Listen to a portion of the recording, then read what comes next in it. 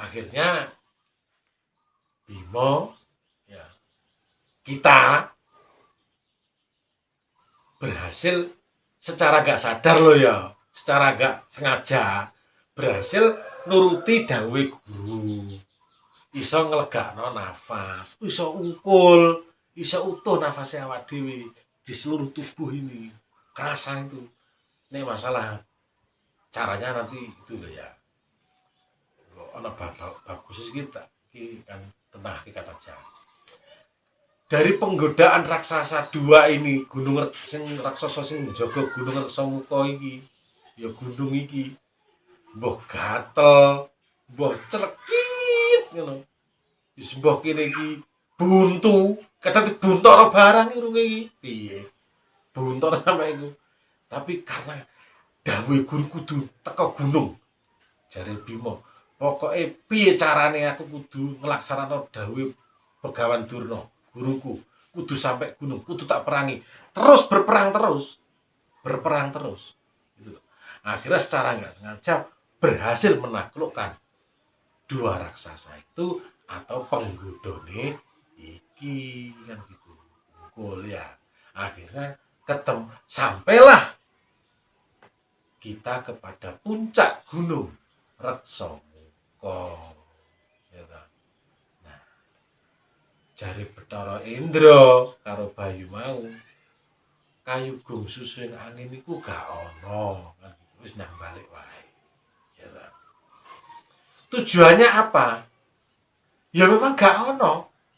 Sing penting wis nang praktek iki, wis nglegakno nafas, ya, nglegakno nafas sing oleh mau gak sengaja, ya. Nah, kan wis lega ya. Ya. Kan wis lega kan awake dhewe. Nah, lega nek wis raga lega penak mergo nafase blong ya. Nah, yaiku baru kita awal meditasi, kita awal menuju kepada perjalanan selanjutnya kan gitu. Jadi hakikatnya Kayugung Suswing Angin iku ora kok puserane angin, Kayugung Suswing Angin kan puseran angin, ora kok apa iku angin disusoi enggak. Tapi awak dhewe iki iso blong, iso ngumpul. Dadi wis mau niki angin sing berpusaran nang gone iki ya, no kene ndi iku sing wis gak karu-karuan ya. Akhirnya ungkul angine kuwi blong lega ya. Jadi seluruh raga kita sudah ungkul itu jenis susah. Berpusat lah istilahnya gitu ya. Daya. Nah, akhirnya Bima kembali ke Guru Durna. Loh, kan ngono. Tak kok ngono Gunung Reksamuka isih urip iso balik muridku iki kan ngono ya. Nah, iki carane piye? Kok kondok jare kan golekno cara meneh. Kan Durna golek cara meneh ben iso mati. Mikir Durna kan ngono. Ya wis, ngono. Akhirnya perintah lagi kan gitu ya. Perintah lagi kepada Bima ya. Golek ana Bima. Ya. Carilah Bima Tirta Perwitasari. Teng pundi? Bopo kan gitu. Di mana Bopo? Nanggone dasare segara disebut segara kidul ora. Nanggone dasare segara kan ngono ya. Budal langsung wis gak kakek niku. Wis gak usah kakek tanya. Bareng ngono budal wis ora kakek mikir ya. Arep tekan gone wis tekan matuk tekan pertengahan nang pinggire segara iki. Atau pantai lah, di pantai. Ini bisa jadi sana. Ketika Bima mendapatkan perintah dari gurunya Durna disuruh mencari air Perwitasari, air Perwitasari, sampailah Bima pada pinggir pantai karena air Tirta Perwitasari adalah di tengah samudra, di dasar samudra. Nah, karena Bima belum bertanya belum apa, sudah berangkat duluan ya. Mari matuk teko gone iki, matuk tekan bibir pantai ya. Lagi sadar Bima. Loh, segoro ya kan ngono. Iki piye mati aku iki ngono. Mati aku gini mlebu segoro. Iya ya. Berpikirlah Bima, ketakutan. Dia ketakutan. Waduh, ini saya kalau jegur, kalau masuk ke dalam laut meninggal saya ini. Ya, baru sadar gitu. Akhirnya terjadi gini. Bingunglah Bima. Termenunglah Bima. Ya.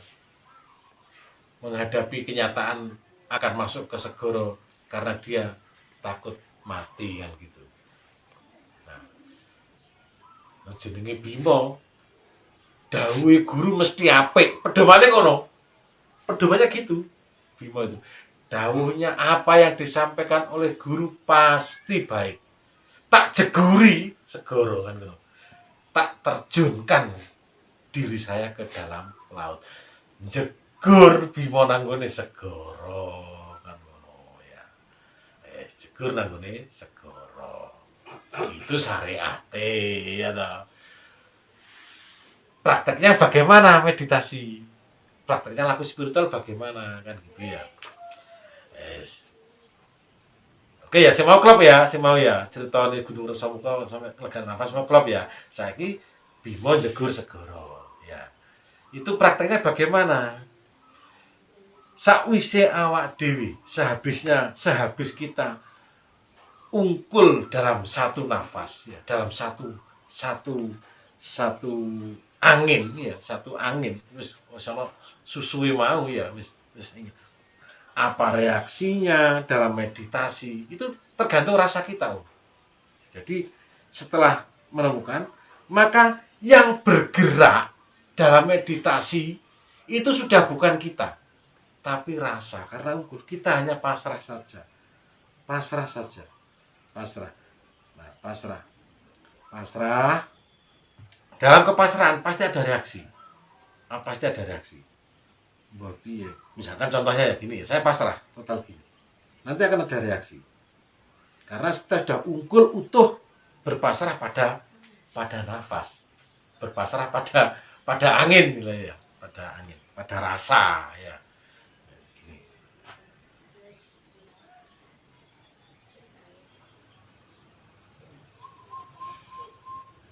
Nah, ya kan?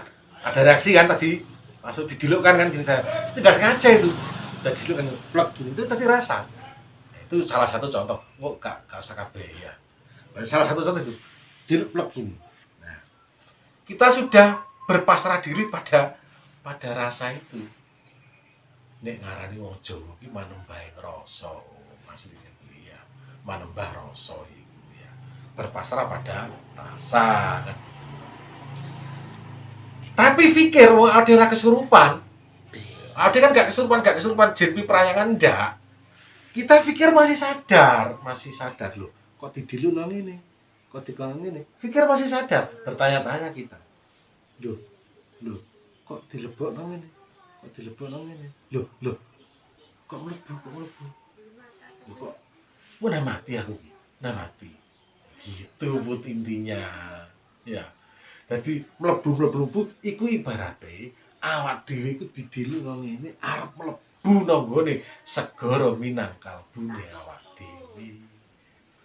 Sing gawe ya mau, rasa mau. Sing pikir, isih mikir, udah mati. Berhubung awak dhewe kepengin menuju Gustine, wis mlebu wae kan gitu. Plek mlebu, sudah kita jegur ke segara. Segara Minangkalbu, Bima mlebu nang segara. Segara lor, segara kidul kan ya. Iku. Akhirnya kita mlebu nang ngene segara. Ya, segara Minangkalbu. Dah masuk, ya masuk. Pertama ya, ketika Seno masuk ke dalam laut, dia singkat cerita aja ya. Ya, setelah itu berjalan lagi jebullah. Ya, Setelah itu jebul, muncullah manusia kecil yang menyerupai dirinya. Kan gitu. Ya. Manusia kecil yang menyerupai dirinya. Ya. Jelas ya? Manusia kecil yang menyerupai dirinya. Jelas ya? Sampai di sini jelas ini? Ya. Saya kembalikan lagi ke proses meditasi. Ya kan? Ketika kita sudah masuk ke dalam segoro minangkalbu kita, ya, masuk juwer segoro itu luas tenanannya. Banyak di situ penggoda-penggoda. Penggodanya ya apa? Ada unsurnya kan banyak. Ya. Pokoknya berperang kita. Pasti ada penggodanya itu. Pasti ada. Intinya itu ya bisa penggodanya itu bisa perjalanan kita hidup, bisa keinginan kita, bisa hasrat kita, bisa ya tadi loh ada penggodanya itu yang jelas harta, tahta, wanita itu yang jelas ya di sini ada itu ya. Tapi karena kita mau menuju ke Gusti tetap terus pasrah terus karena iki wis gak iso didahano gak iso mergo wis rasa blok itu mas anu ngene terus pokoknya. Nah, akhirnya apa? Setelah kita bisa mematikan penggoda-penggoda itu, ular-ular itu secara layap luyup in aluyo, ya akhirnya kita bertemulah dengan tak kasih bahasa umum aja. Bertemulah kita dengan nurani kita. Ya. Nurani itu apa toh? Nur wijaya ani ki ono. Bertemulah dengan cahaya sing cahaya baru. Ya. Bertemulah dengan cahaya baru berupa kesucian. Ya. Berupa kesucian ya. Yang mana kesucian dan nurani tadi ya, dan nurani tadi bisa mengajarkan kita nurani tadi. Nah, intinya gini loh ya. Intinya itu kenapa kok cilik? Diurusi kok cilik? Ya. Kita ini bleger gede. Cahyo Hermawan ini gede kan, bleger gede. Ya. Lah, secara umum ono hati kecil kita. Ya kan? Ya kan? Ada hati kecil kamu yang selalu membawa kebenaran. Bahkan ada sebuah kalimat yang indah. Kan gitu. Hai para manusia, ingatlah kamu kepada nurani kamu. Karena nurani kamu senantiasa membawa kebenaran. Nurani bukan agama. Nurani adalah perwakilan Allah yang ada di dalam diri kamu. Ya sudah, jelas. Sunan Kalijaga menggambarkan nurani itu ya kecil. Karena apa? Ya berdasarkan itu, hati kecil. Kita punya nurani. Makanya kita menuju nurani. Di dalam Islam ada namanya roh idofi. Roh idofi. Roh idofi itu sumber dari segala roh. Jadi roh idofi itu jadi roh yang ditiupkan oleh Allah sewaktu bayi umur 3 bulan. Itu roh idofi. Roh idofi itu apa? Rohullah. Rohullah. Roh Tuhan. Nah, bahasanya itu perwakilan Tuhan. Ini bahasanya orang Jawa. Ya, sukmo sejati. Gitu. Ya, sukmo sejati. Sampailah Bima kepada sukmo sejati. Kan gitu. Dah ya. Bahkan orang Jawa jari yo kuwi Gustine kan gitu. Nah, ini yang agak yang gak perlu dipahami. Gusti ini nanti awake dhewe. Jadi diarani sesat apa ya? Nah, kita jelaskan. Mumpung kamu bahasan ini ya. Ketika kita sudah bertemu dengan nurani kita, ya, kita hanya bisa berpasrah diri mendengarkan. Jika ada gambaran, kita hanya bisa melihat. Jangan bertanya, nggak boleh bertanya. Sudah apa kata dari nurani itu? Karena itu diibaratkan karena apa? Perwakilan. Kalau kita ketemu Allah Maha besar. Siapa yang bisa menjangkau Allah? Nggak bisa kita. Kita hanya bisa bertemu dengan sukmo sejati. Nah, ketika kita bertemu dengan sukmo sejati, sudah apa kata sukmo sejati? Terserah. Gitu. Ketika kita sudah bertemu dengan roh idofi, ya sudah apa kata roh idofi? Terserah kita. Gitu. Saya singkat aja lah gambaran ini. Orang Islam itulah yang namanya Nur Muhammad. Nek wong Kristen ngarani Isa kuwi Ruhullah. Ya. Nek wong Jawa ngarani sukmo sejati, ya sukmo kawekas.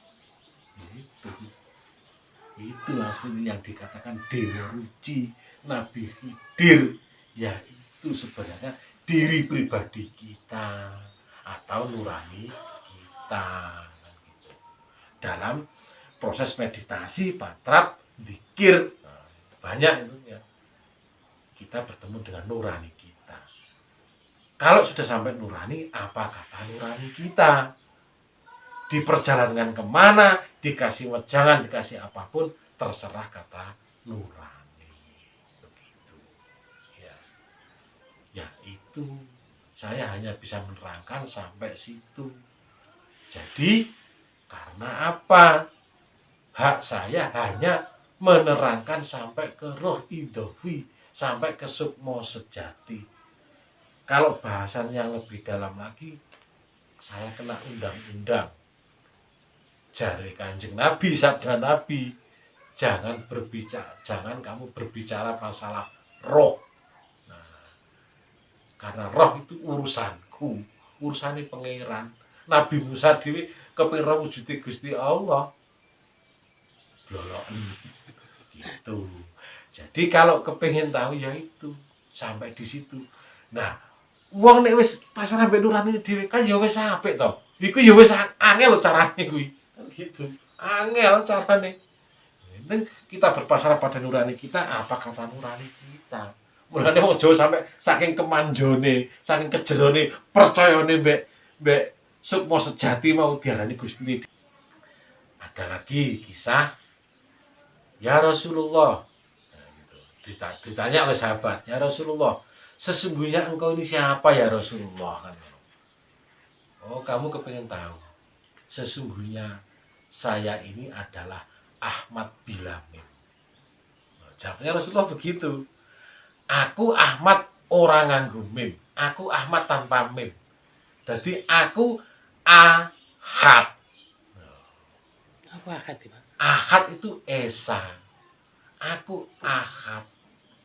Ini siji kan gitu. Gus, berarti kesimpulannya Iya. nek megurui kudu ikhlas mbek anut dawuh guru. Nah, pertama, apa yang diperintahkan guru harus dijalankan. Enggak usah kakek takok. Kok diperintahkan ini des pundi bagaimana ranjok-njok. Jalankan dhisik. Malah kan saya pernah ngomong. Awal itu sastra jenderal kan, ya kan? Itu kan dulu. Meditasi ini ya apa dhisik, ora pemahamannya dhisik. Praktek dhisik lakune, buka dhisik kuncine kan gitu. Njaluk nyambung dhisik marang gurune. Aja kaken takok dhisik. Nah, ya Gus, aku ora nyambung-nyambung berarti jerbantan kuwi. Lah, makanya itu ya. Wis disingkat aja ya, wis kesuwen ini kelamaan. Jadi itulah hakikat daripada wacana suluk linglung Kanjeng Sunan Kalijaga yang intinya adalah perjalanan Sunan Kalijaga menuju kepada Baitullah. Hakikatnya adalah manusia bermeditasi menuju nanggone Gustine. Itulah sak teman-temene haji. Ya, udah ya. Itu sak teman-temene haji iku. Tapi aja wis duwe ngono, aja haji ora apa-apa. Haji ora kanggo aja. Nek mampu monggo. Ya toh. Di sana banyak hasanah juga, ada energi juga. Nah, kalau nggak mampu nah gimana? Berarti sampean dhewe ya kepengin haji ning Mekah, Gus. Nah, bukan masalah kepingin dan nggak kepingin, tapi kalau disempatkan baik kesempatan dan biaya ya monggo ya saya ya senang dengan senang hati kan gitu haji. Yang penting tahu hakikat daripada haji ya tadi itu adalah sebuah perjalanan spiritual sehingga kita menjadi orang yang mabrur kan gitu kan. Gitu. Nah, kalau kan ada kan syariat haji, nah itu nanti aja itu yang penting saya jelaskan tentang ya itulah pemahaman dari suluk linglung Sunan Kalijaga. Jadi saya menerjemahkan suluk linglung itu semampu yang diberikan pada saya ya sampai itu. Jadi dalam pewayangan tadi Seno Guru sampai bertemu dengan Dewa Ruci. Sunan Kalijaga bertemu dengan Nabi Khidir. Sampai di situ saja. Karena apa? Wejangane tiap menungso beda. Oleh dewi-dewi. Tiap manusia berbeda-beda oleh dapatnya. Berbeda-beda ya. Tiap manusia berbeda-beda. Jadi enggak kok menyontoh bukan, tapi berdasarkan guru sejatinya ya mau nuran ini oleh dewi-dewi kan gitu, oleh dewi-dewi. Nanti masalah dapat wejangan ini itu sudah urusan hidupnya pelaku spiritual. Ya itu saja pemahaman dari suluk linglung tadi. Itu sebatas kemampuan yang diberikan pada saya. Apabila ada yang kurang berkenan, karena saya sendiri juga banyak kekurangan, ya saya mohon maaf yang sebesar-besarnya. Gitu. Saya mohon maaf yang sebesar-besarnya, dan ini hanya sebatas kemampuan yang diberikan kepada saya. Udah ya, terima kasih. Wassalamualaikum warahmatullahi wabarakatuh. Rahayu, rahayu, rahayu. Sagung Tuhan.